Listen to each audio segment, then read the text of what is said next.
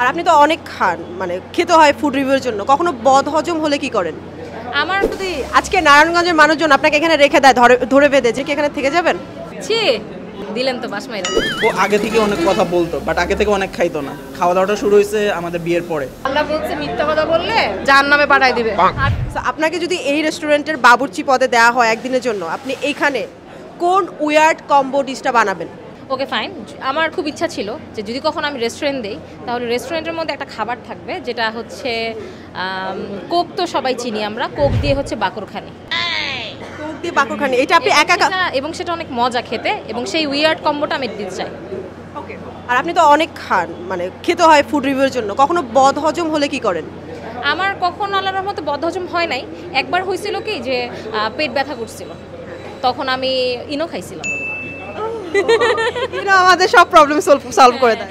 কাম করেঙ্গে সির্ফ 6 second মে, কি যেন একটা ডায়লগ আছে না ওদের, ওইটাই আর কি। এবং খাওয়ার পরে আল্লাহর রহমতে আসলে 1 ঘন্টা পরে আমার পেট ব্যথা ভালো হয়ে গেছিলো। যদি আজকে নারায়ণগঞ্জের মানুষজন আপনাকে এখানে রেখে দেয়, ধরে বেঁধে যে প্রত্যেক দিন এখানে সবগুলো রেস্টুরেন্টে যেতে হবে, খাবার রিভিউ করতে হবে, আপনি কি এখানে থেকে যাবেন? থাকবো, একটা শর্ত আছে, আমার বাবুকে এখানে নিয়ে আসতে হবে, কারণ বাবুকে ছাড়া তো আমি থাকতে পারবো না। তার মানে আপনার নারায়ণগঞ্জে থাকার ইচ্ছা আছে? ওয়াই নট, নারায়ণগঞ্জে যেহেতু ও আছে, সো আমার নারায়ণগঞ্জে থাকতে কোনো সমস্যা নেই। উনি আপনার কি হয়? উনি হচ্ছে আমার কলিগ প্লাস ফ্রেন্ড। সো ফুরাপ্পি আজকে এখানে আসছে, ওনার রেডি হতে কয় মিনিট লাগছে?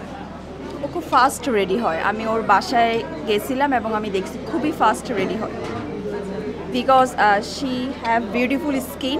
সো ও ওরকম সাজুগুজু করে না, জাস্ট লিপস্টিক, বড় জোর আইলাইনার।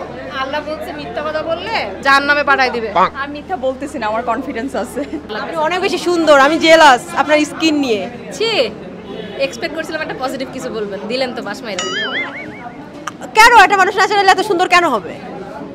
মানুষের হিংসা করি না যে, সেজন্য। না, আমি আপনাকে অনেক পছন্দ করি, আপনি ভালো করে জানেন।